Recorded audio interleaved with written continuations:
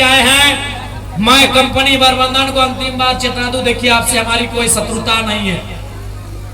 आप इतना जान लीजिए, आप सिस्टम से काम करिए, नहीं तो इस बार अब धरना नहीं, अब गेट बंदी की ओर बढ़ेंगे।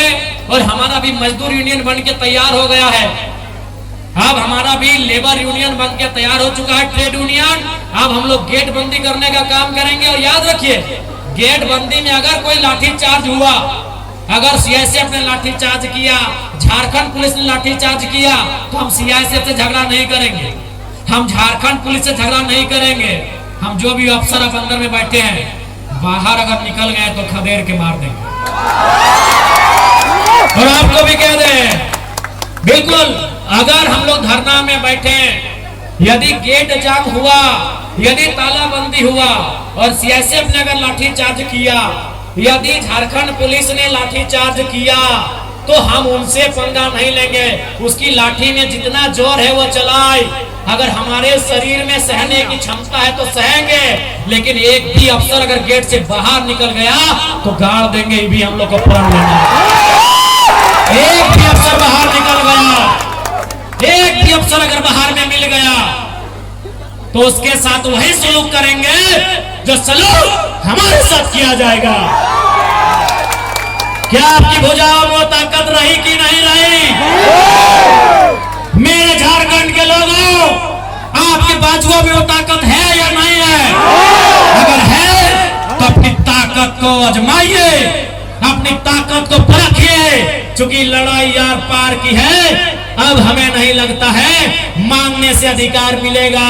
अरे मांगने से मनचाहा भीख नहीं मिलता है, सवाल अधिकार का है। मांगने से मनचाहा भीख नहीं मिलता है, सवाल अधिकार का है।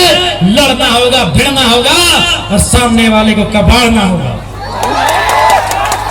अगर मेरा बात भड़काऊ लगे तो मेरा साथ छोड़ दीजिए, मुझे कोई हक नहीं है आपको भड़काने का।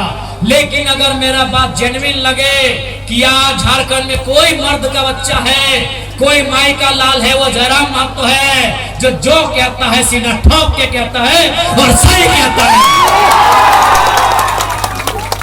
क्योंकि मैं भी मानता हूं, मार देंगे, गाड़ देंगे, ये एक सभ्य भाषा नहीं है। मैं मीडिया बंधुओं में मानता हूं, मैं स्वीकार करता हूं, ये एक विधायक की भाषा नहीं है, एक पढ़े लिखे नौजवान की भाषा बिल्कुल नहीं है कि मार देंगे, गाड़ देंगे, नहीं है भाषा।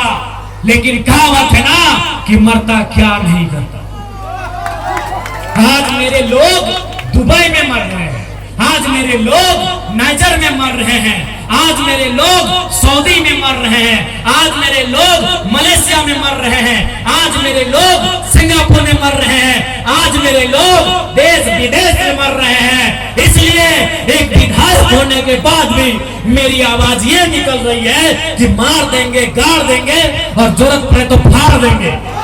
ये खुशी में नहीं बोल रहे हैं, ये मजबूरी में मेरी बोली है। मैं मानता हूं ये एक विधायक को कतई शोभा नहीं देता है, एक विधायक की बोली नहीं होनी चाहिए ऐसी। लेकिन क्या करें, क्या करें? अंदर से खून खोल रहा है, अंदर से लहू डबक रहा है, अंदर से पिता, हम लोग अपने भाषा में बोलते हैं कि बिसाए के लिए, पिताई के लिए कब तक ये बोली निकल रहा है? क्यों नहीं निकलेगा? 20 साल का नौजवान, 25 साल का नौजवान 12,000 15,000 की नौकरी के लिए विदेश जा रहा है और मर जा रहा है।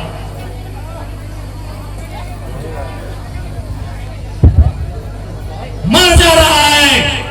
25 साल का नौजवान जो 50 लड़के मरे विदेशों में और प्रदेशों में, पिछले 9 महीना में जो 50 भाई मर गए, उनकी उम्र 22 साल से 35 साल के बीच है। किसी का 4 महीना का बच्चा है। अरे कोई तो ऐसा है कि 4 महीना पहले शादी हुआ, एक भी बच्चा नहीं है, वो बेचारा विदेश में मर गया। इसलिए इस विधायक की बोली ऐसी है। तुम करोड़ों का ठेका लेते हो, तुम अरबों का ठेका लेते हो, और हमारे लोग विदेशों में 12,000 की नौकरी के लिए मर जा रहे हैं। इसीलिए मेरा बोली है कि मार देंगे, फाड़ देंगे और जरूरत पड़ा तो कबाड़ देंगे, झारखंड की धरती से कबाड़ देंगे। क्योंकि तुम नेता हो, तुम नेता ही हो, तुम तुम बेरहम हो, तुम्हें दिखाई नहीं देता है विस्थापितों का दर्द, तुम्हें सुनाई नहीं देता है छोटे छोटे बच्चों की चीख, तुम बेरहम हो। हम विधायक इसलिए गाली में कंट्रोल कर रहे हैं, नहीं तो आज हम कंट्रोल कर रहे हैं अपनी आक्रामकता में, नहीं तो लाठी लेके हमको तो लगता है कि कभी कभी कहे कि अरे विधायक की संसदी छोड़ो, लाठ लो और इनको बजाओ पहले। तुम्हें दिखाई नहीं देता है रेतों की पीड़ा, इनका आंसू, इनका तकलीफ। आज रेतों के बच्चे प्रदेशों में हैं, विस्थापितों के बच्चे विदेशों में हैं, और क्या 12,000 15,000 की नौकरी के लिए मर जा रहे हैं, बुरी तरह मर जा रहे हैं।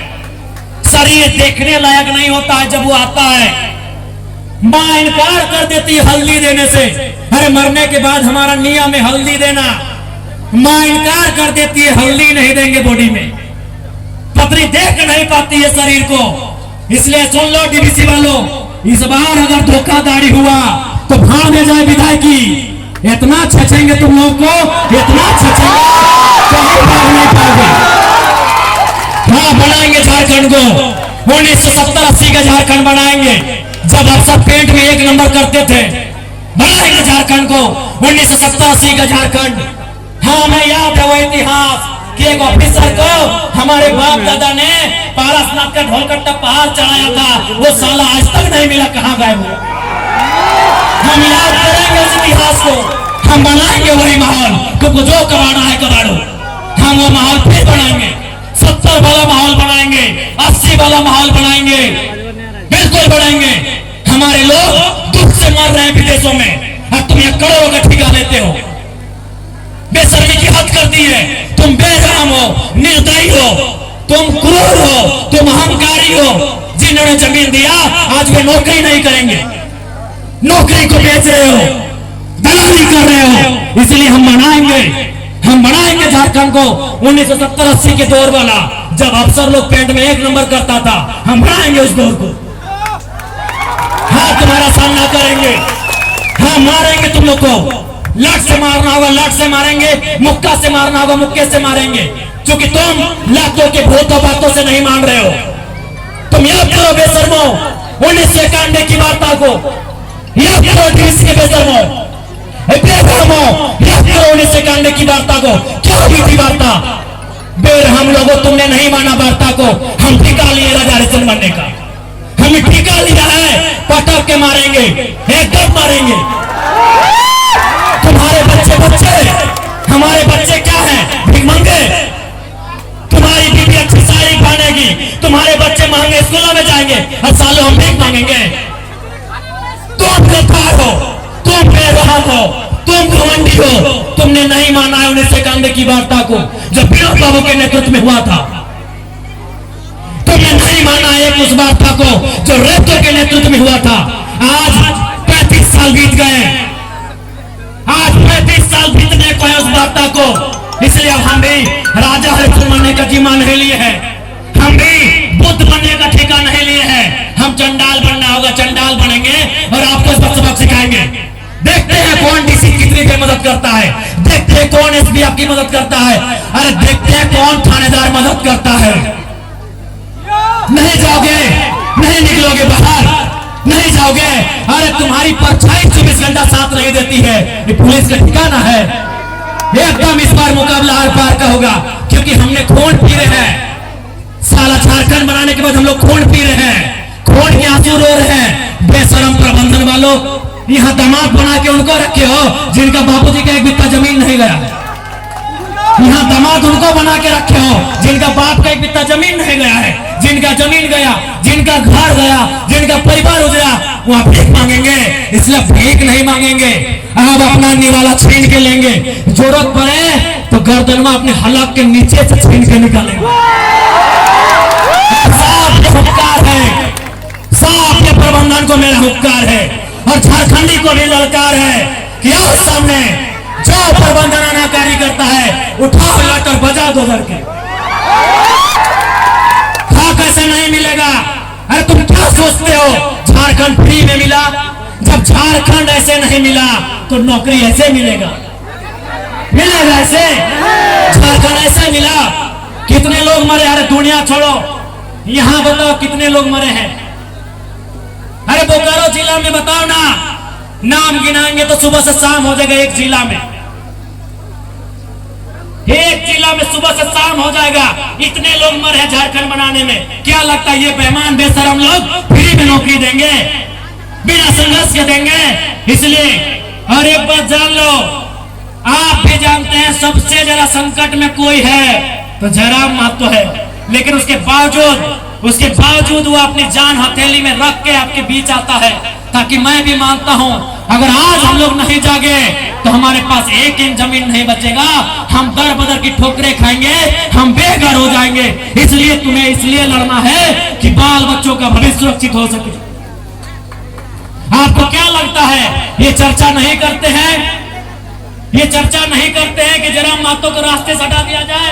मैं ये खुलासा कर रहा हूं और ये खुलासा मैं पूरे तर्क के साथ उस दिन करूंगा जिस दिन वो शूटर अगर वो बोल दे कि विधायक जी पब्लिकली बोल दीजिए तो हम बोल देंगे। मैं आपको बता रहा हूं, इसी कोयला अंचल से हमारे नाम से 1.5 करोड़ का सुपारी दिया गया था, लेकिन जिसको दिया गया उस शूटर ने क्या कहा मालूम है कि जयराम महतो में हम अपना बचपन देखते हैं, हम ये सुपारी नहीं लेंगे।